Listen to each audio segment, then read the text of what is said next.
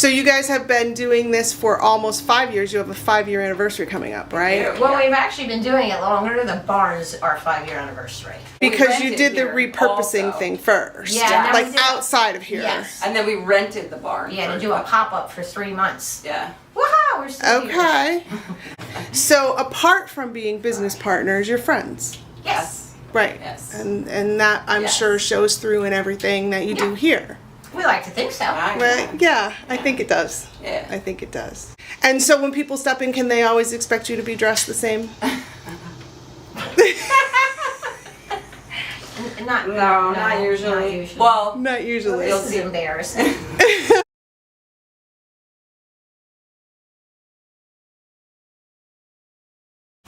Hey everybody, I am here at the Culver Lake Barn and Flea Market with the owners of the Barn and Flea Market, and we want to talk to you a little bit today about the big surprise that they have coming up that they recently announced on social media, and just about how things go here at the Barn and the Flea Market. So ladies, would you introduce yourselves and maybe tell everyone a little bit about who you are?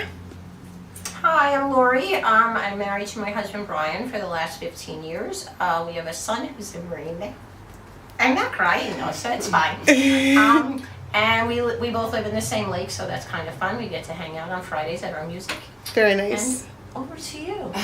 hi, I'm Danielle. I have 3 kids that are older, that are doing their college and their working careers, and we do come from the same lake community, so we do live in a very nice area. We were able to purchase this barn, and it's going to have its 5th year anniversary, so that's nice. Another surprise coming up. And the flea market is on the grounds. It's from 1965. The building is from the late 1800s. Her name is Stella. Her name is Stella. We have some other members that come around and visit us during the day. And what else? I don't know. Well, let's talk a little bit about how you got together as a team to bring, you purchased this business together, you're bringing you brought its own life into it, and I want to hear a little bit more about that. But it started with, we went to an estate sale, and then we went over to Lakeside across the street for drinks, and then it kind of morphed. Yeah. Into this. And originally all we really wanted to do was upcycle. Make things out of other things. But now we have a treasure trove of delightful stuff that just keeps coming, and we love everything more than the last thing. So it's been a lot of fun doing it that way. We never expected to be the way we are now, but we love it. I mean, I love it. I'm sure you love it. It seems like we both love it. You're going to focus more on repurposing in the future. Yes. But right now, what is happening in the barn? Well, first let's talk a little bit about the history of the barn. So, the barn obviously originated as a barn, right? Yeah. Because When it is they a barn. told us it was a sawmill, because Mill Street's right down the road here. It's a cross street. So they said it was a sawmill. We don't know if animals lived here, if they used it as a sawmill or whatever. But it was built in the late 1800s, and sadly we don't have that much information on it. Well, except for we met the granddaughter of the gentleman that turned this into a antique store in 1942 or 44. I can't remember exactly which year. We have a really cool picture of it downstairs, so when you come in, check it out. Brass Cat Antiques, it was called. Yeah, so that was neat to learn that story. The desk is from the 40s, so that's pretty cool. Our That's counter. the original counter from the. And then at some point somebody did live in here in the 70s, but the flea market was established in 1965. So somebody did occupy up here. There was a kitchen and a bathroom that are no longer working or anything. So and then it just became the Wicker store, the Wicker outlet that everybody came to see. And I think when we talked earlier, you told me that it was the Wicker outlet, the Wicker Barn for 25 years. Yes. So that was a long time in the history. And it's funny, people will come in and be like, "Oh, I bought this wicker set from you, last year." They've been gone for minimally 10 years, but they think it was last year. So as time flies, it always makes me laugh though. But we always have a piece of wicker in the barn. Yeah, it may not be filled with wicker, but there's always something that's wicker in here. So it sounds like the history of the barn is very important to you. Yes. Because it sounds like you take little things and you have a picture downstairs that relates to the history. You always have a piece of wicker in the barn. And you've said several things that show that the history is very important to you. And so you want to carry that forward, going forward. Oh, yeah. Mm-hmm. Yes. What are some of your favorite things about the barn? Oh, the barn itself. Yeah, I love Stella. She's my gal. I don't know if I should say it. Oh. I mean, the ghosts are my favorite because, yeah. Because again, that relates to the history. Yes. Yeah, I guess that's why, I don't know, I feel very comfortable all the time when I'm here and they make me feel comfortable, I guess. I don't know. And she's just a pretty girl. Yeah, she's just very pretty when you look at her. She's got some good bones. She does. She's a happy girl. Yeah. Okay, so for the future of the barn, it sounds like you're looking at getting into more repurposing. And I know from our conversation earlier that you said that, one of the things is that you just want what is already happening here at the barn to continue to happen. Yes. And what is that? Because we haven't really talked about that. Like, what do you do now with the barn? Well, we basically try to save things from landfills. This stuff can't come back. If somebody decides, oh, my Aunt Tilly died, I'm going to throw everything in a dumpster, it's gone. It's not coming back. It's not IKEA. They're not making 100 of these a day. It's a history. Where was it? Who had it? Like, that's what I love about this stuff. There's a story to everything we have in this place, and you can feel it sometimes. And the story, and then when people come in and it's exactly what they needed to replace, their something that they had and they broke, or that they were able to find the replacement for it, like that's super important. Or just nostalgia of being, oh, this is like my grandmother. It reminds me of my grandmother. Like, I remember this. I remember having this in the kitchen. That's one of my favorite things. We hear that a lot. It's a walk down memory lane. We hear that a lot. Yeah. And that makes me happy. Yeah. And so it is fun. A lot of stuff that is, not newer stuff. It's vintage stuff. It is architectural salvage. It's older items, just because you can't find these things anymore, and may serve the purpose then, but they can also serve a different purpose now. And that's what we're trying to do, is not fill the landfill with things that somebody still might love and cherish. So the barn is full of stuff. So much stuff. And I know that I've only been coming here a couple months because I just discovered the barn a few months ago, and it's always turning over. Everything is always changing.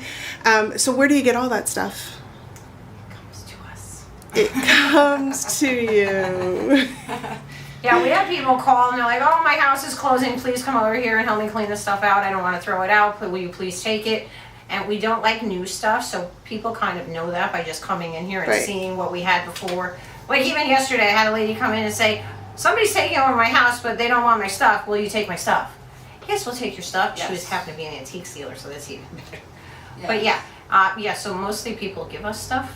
Nice. It certainly is. Well, because again, the premise is keeping it out of the landfill. They think some kids don't want to deal with cleaning out stuff. So there's that situation. Then we have the lady that comes in and says, I'd like to rent this. And we're like, what? She says, it'll be back here eventually. That is funny. That actually sounds exactly like what I do. So we also did this weird thing too, how we get things, is we tell the universe, and this is true, what we want. It will show up in a matter of days. Nice. And it works every time. It does. And I think we are thankful and grateful for that. Yeah. For sure. Yeah. And I think that in other conversations we've had, you've referred to that as the magic of the barn. Yes. Which is very nice. Yes. Yeah, if you leave a note under the desk, helps too.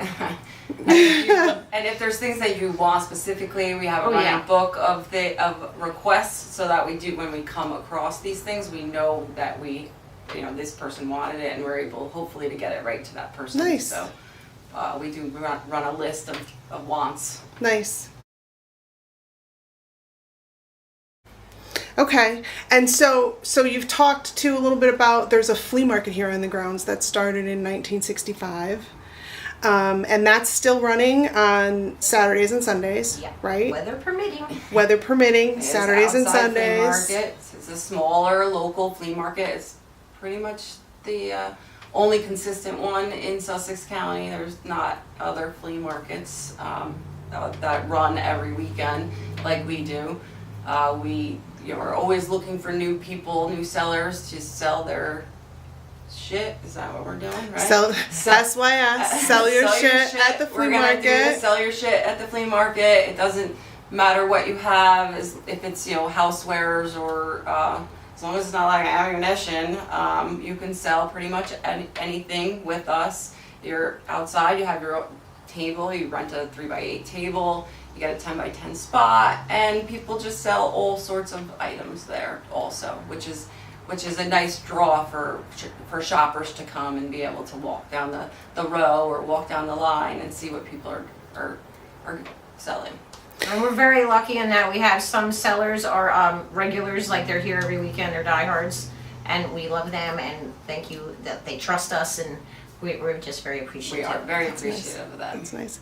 Actually, that was, so one of my next questions was about the sellers, right? And you said that you have sellers that are diehards that are here, and then you have other people that transition in and out. So when people come, they can actually expect a little bit of the best of both worlds in that the people that are used to being here will be here with the things that they expect, but then there's also the unexpected and the people that kind of are transitioning through and making that helps it change. We try to do a good balance of that. Okay. Yeah. And so if someone wanted to sell with you, how would they do that? They would have to make reservations. They could call. They can call 201-403-2536, and then we assign table numbers as long as we are a smaller flea market, so the tables fill up fast, but then we're at least able to tell you where to go. You set up in the morning, you spend the day with us, and you sell your stuff. Sell your shit. Sell your shit. Okay, so another thing that I think we mentioned earlier in the video that we were going to talk about, which is maybe a little bit what some of your regular people that are watching this are going to be waiting for, is you announced a big surprise on social media, I think last week. And people are asking, they want to know what it is. And so what is it? What is the big surprise? The YouTube The YouTube channel.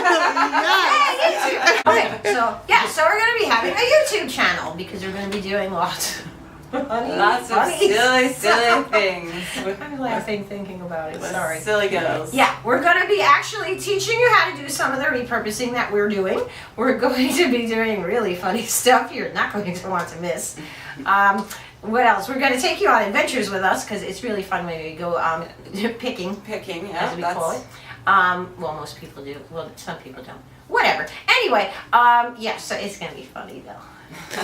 Okay, so the YouTube channel, which this is going to be the first video on the YouTube channel, right? So the YouTube channel is the big surprise, and it's going to be informative because teaching repurposing, maybe teaching about the things that are in the barn and the ways that they were used, the ways that you can use them, interesting and also facts. ways to clean things and weed killer, natural stuff. She's really into that. Okay. She's a little bit of a tree hugger.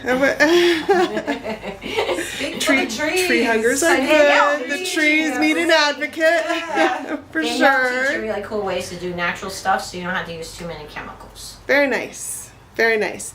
Okay, so it's going to be informative in those respects, and it's going to be fun. Yes. Just because I know from talking outside of this kind of interview, we've talked about some of the different kind of comedic skits that you want to do, and so it's going to be a lot of fun. So that is something that people, that's the best of both worlds going on right there, right? Informative and fun.